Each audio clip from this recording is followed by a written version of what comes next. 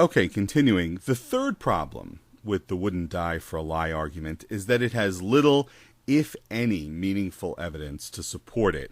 This is the most complex of the argument's three problems, and, not surprisingly, the one Christian apologists tend to skip by as quickly as possible. It'll take some time to discuss. As I noted in part 5 of this series, the Christian scriptures depict the death of only one of the 12 people whose names appear on our list, namely James, son of Zebedee, in Acts 12, 1-3. That story does not comport with the wouldn't die for a lie argument. After this, the Christian tradition fell silent as to the fate of the rest of the people on our list, a silence that persisted for a very long time, in most cases for several centuries. Stephen Gertz, one of Christianity Today's history editors, puts the best face on it for believers. Quote, "The tradition of apostles' martyrdom goes back at least to the beginning of the 3rd century CE. Perhaps most devastating to the wouldn't die for a lie argument is the fact that when the tradition speaks again, it does so in divergent voices and in a hopelessly muddled, contradictory, and dubious fashion that substantially diminishes the argument's persuasiveness. For example, take the Apostle John, the brother of James, son of Zebedee. The Christian tradition's majority report is that John was not a martyr, died of natural causes. If true, we must cross John's name off our list. There is a minority report in Christian tradition that, relying in part on passages such as Matthew 20, 20-23, claims that John must have died a martyr's death, and a gruesomely violent one at that. Otherwise, Jesus will have been proven wrong. Jesus being wrong, of course, raises the Deuteronomy 18:22 problem. If a prophet speaking in God's name predicts something that does not come true, then the prophet wasn't really speaking for God, and therefore should be ignored. Matthew 20, 20-23 portrays John and James's mother coming to Jesus to request prominent positions for her sons.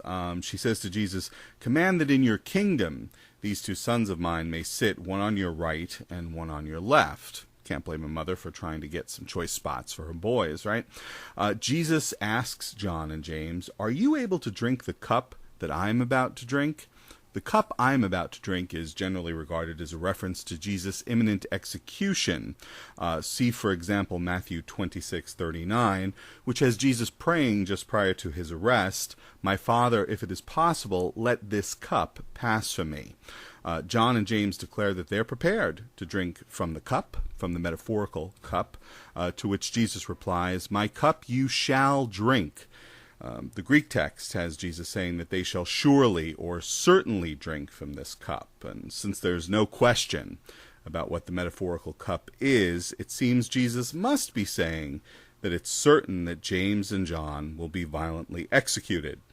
If, however, the majority of Christian tradition is correct in saying that John was not a martyr, that he died of natural causes, then Jesus was wrong here. Or to put it more positively, Jesus was only half right. James was violently executed, but John was not.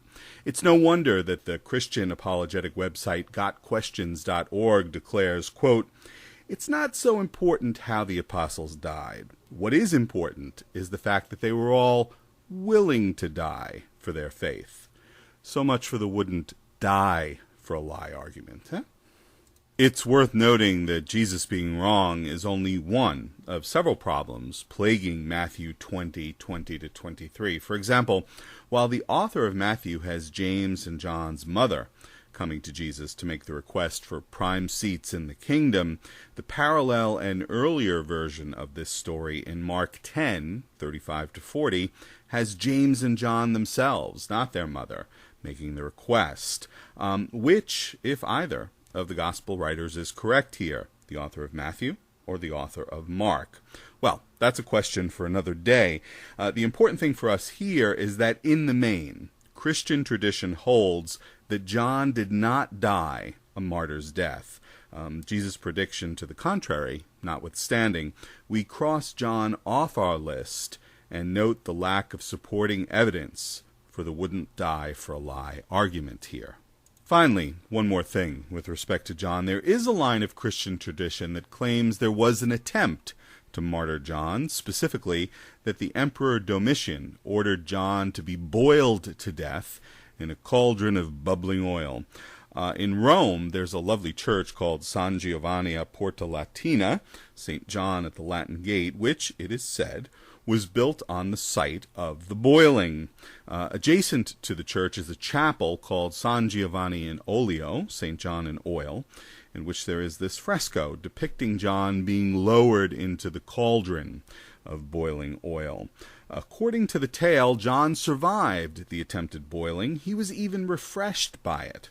How anyone can see history in such things rather than hagiographic legend is beyond me. After the boiling failed, Domitian exiled John to the island of Patmos.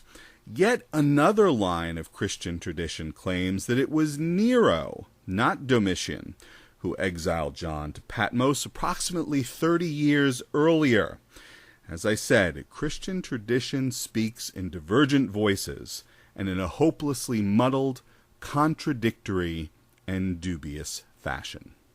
What about James, brother of Jesus? In his case, many Christian apologists claim they have a non-Christian historian on their side, namely Josephus, in whose Jewish antiquities, apologists claim, the martyrdom of James, brother of Jesus, is attested to and described. Let's have a look. In Book 20, Chapter 9, Paragraph 1 of his Antiquities, Josephus tells a story about an ugly turn in a rivalry regarding the Jewish high priesthood. This took place during the time between the death of Festus, the Roman procurator in Judea from 59 to 62 CE, and the arrival in Judea of his successor. So it was 62 CE. An audacious and severe Sadducee called Ananus was appointed high priest, and he viewed the absence of a Roman governor on the ground as an opportunity to flex some muscle. So he assembled a Sanhedrin of judges, and Josephus writes, quote, brought before them the brother of Jesus, who was called Christ, whose name was James, and some others. Josephus reports that Ananus, quote, formed an accusation against them as breakers of the law, unquote, and, quote, delivered them to be stoned. The local population was unhappy about this. Josephus reports, quote, it was not lawful for Ananus to assemble a Sanhedrin without the Roman procurator's consent.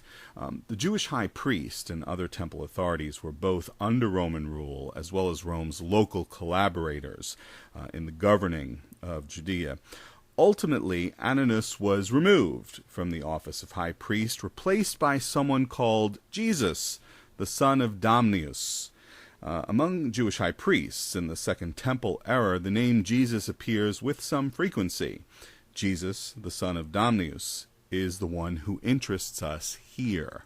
So, does Josephus describe the martyrdom of Jesus' brother James? Well, the best answer to this question is probably not.